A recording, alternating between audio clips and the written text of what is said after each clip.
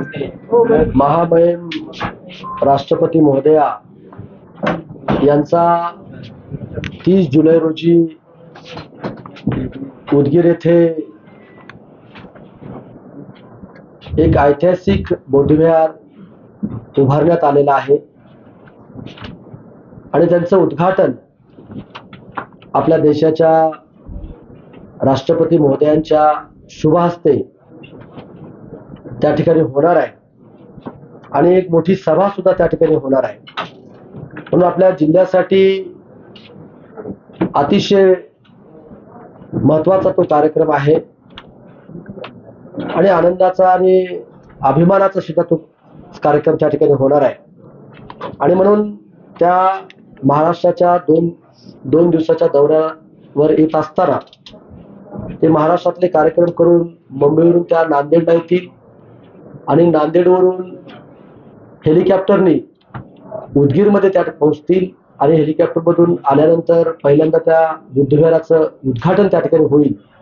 आणि पूजनीय भंतींच्या उपस्थितीमध्ये तिथं बुद्धवंदना होईल आणि बुद्ध मूर्तीची प्रतिष्ठान त्या ठिकाणी होईल आणि त्यानंतर ते उदयगिरी महाविद्यालयाच्या मैदानावरती एक मोठी सभा त्या ठिकाणी होणार आहे आणि त्या सभेला मार्गदर्शन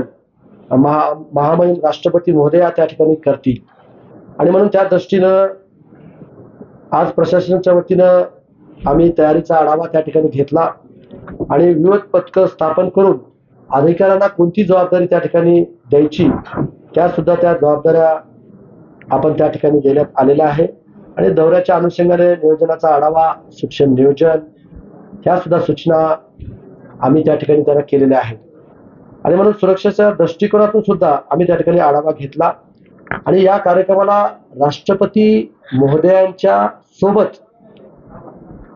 महामहिम राज्यपाल महोदय त्या ठिकाणी उपस्थित राहणार आहेत.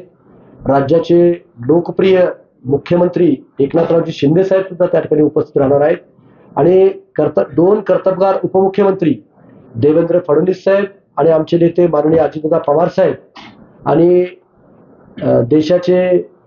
केंद्रीय राज्यमंत्री आदरणीय रामदास आठवले साहेब, पालकमंत्री गिरीश महाजन साहेब आणि जिल्ह्यातील सर्वच लोकप्रतिनिधी या कार्यक्रमाला उपस्थित राहणार आहेत. आणि म्हणून मी आपल्या मार्फत संबंधित जिल्ह्यातील मराठवाड्यातील जनतेला आव्हान करतो की एक ऐतिहासिक कार्यक्रम आहे आणि हे ऐतिहासिक बौद्धविहार उदगीरमध्ये त्या ठिकाणी उभारण्यात आलेलं आहे. म्हणून त्या सर्व कार्यक्रमांना आपण मोठ्या संख्येनं मराठवाड्यातील जनतेने, लातूर जिल्ह्यातील जनतेने उपस्थित राहावं असं त्या भागाचा लोकप्रतिनिधी म्हणून मी त्या ठिकाणी विनंती करतो.